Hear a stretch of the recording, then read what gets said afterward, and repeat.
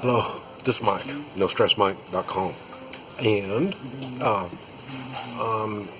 thought I was going to be eating breakfast, but it's not really breakfast, but it's kind of late too. So, and I'm in a fancy restaurant, so I'm sorry it's too late. I took pictures of it, but I haven't figured out how to edit yet, so can't show you all the stuff I've been eating. But this is Sunday, I think the 11th or 12th. Let me see here. The 12th of March 2017. And I had a date on Friday, and I had a date on Saturday, and this was kind of a fun thing. It's an interview type thing. I say they're interviewing me, I'm interviewing them. The one on Friday didn't speak English. The one yesterday, Saturday, spoke English. And we had a lot of fun. She didn't speak real good, but she spoke enough where I could understand. And also, it has changed my course on checking out these gals. For one thing, I've said health is a big thing. It's not a big thing here. Everybody looks healthy anyway. I don't know. I haven't put everybody on my table yet, but everybody's looking really good. So health isn't going to be that much of a big thing. But it looks like speaking English is going to be a big thing, and so that's moved high up on the schedule. The reason is I'm older, she's older.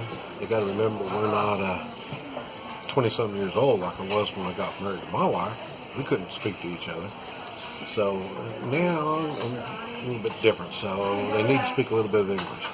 And forget about me speaking Chinese. Like, I couldn't speak Spanish. There's no way I'm going to learn Chinese.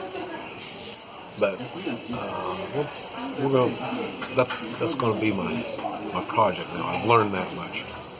And I'm at Chongqing, and I'm going to be leaving. The one thing about the gal from England that spoke English, she invited me. She flew in. She heard I was here. She flew in to meet me, and now she's flying back.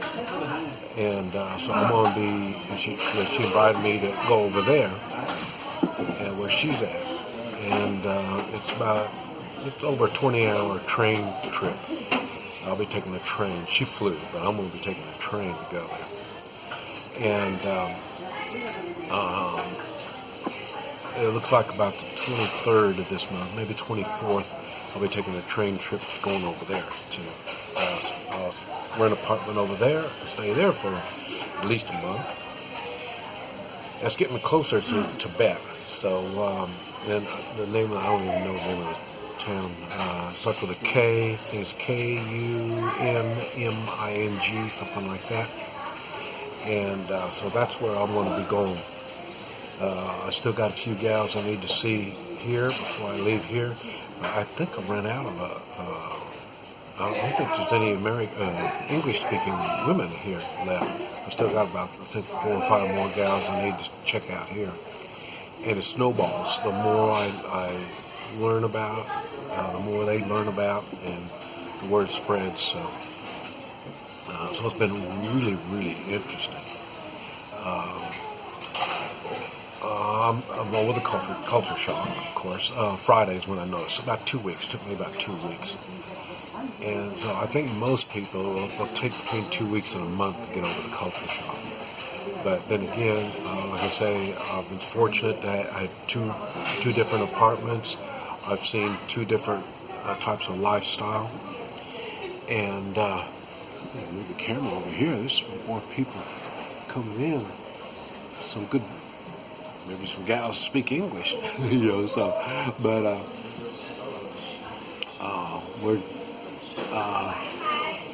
so I'll be changing my tactics and techniques on how how I'm going to do things here, and it's okay.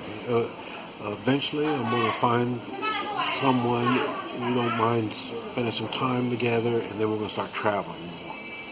I already got the word out that I want to see pandas, and see, just to let you know the difference between an adventurer and a tourist.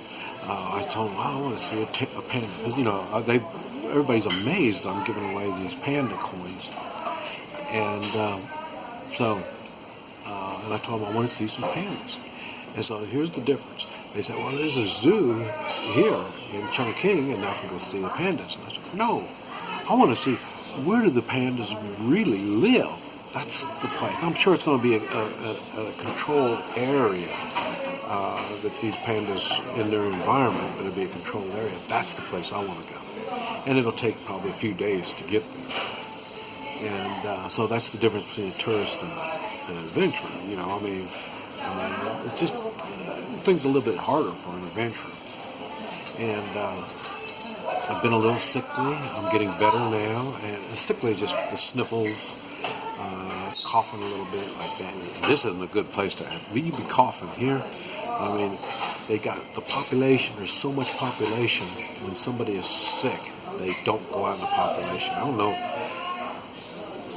why they don't. In the United States, everybody just takes medicine and goes out in the population. But here, very seldom you find anybody that's coughing or sickly.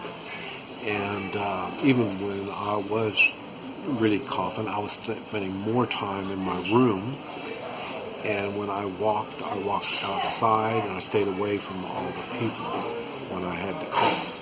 So, and I said, but this where I'm at also, it's a lot of moisture in the air, and it's overcast, you know, and they say it's pretty much overcast a lot of the time through the year. And in the summer, it'll clear off, but then it gets 100 degrees, and that's another reason why I want to leave this area. I don't really like the climate here. And the place I'm going, the way the lady was talking, it's going to be quite a bit like Guatemala. The weather stays about the same all the time. It stays like spring all the time. That's what she said. Now, you know, how that translates into reality, I don't know. And so I'll be going over there, and then and like I said, I'll be taking the train. So I don't know. I've been getting more used to the phone. It's funny. I got like eight or 10 girls on my phone. I'm using WeChat, and WeChat they can put in the language that they speak.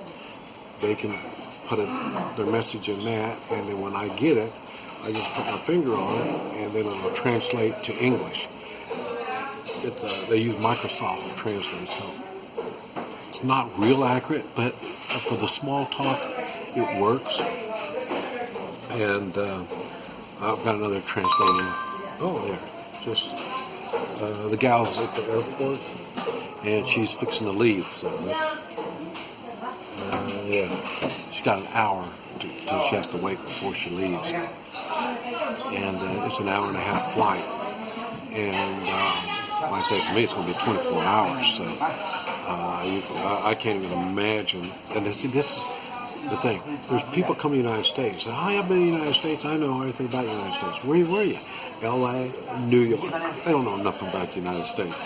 So, and that's basically the same thing for me. All I know is what's in this city. And if I was to leave now, I would think this whole country stays overcast, you know. So, but and I said, well, so it's about 600 miles to this other town, and 24 hours to get there on a train. And so I'm not quite sure. I think we'll be going through a lot of mountains, a lot of mountain passes. I'm just not sure how this is going to work. But it's okay. There's a lot that I'm not sure of.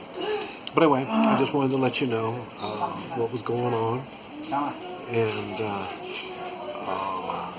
keep you contacted on where it is. I'm having real bad computer problems. So I'm having a hard time uploading. But anyway, we'll just see what happens. This is Mike, NoStressMike.com.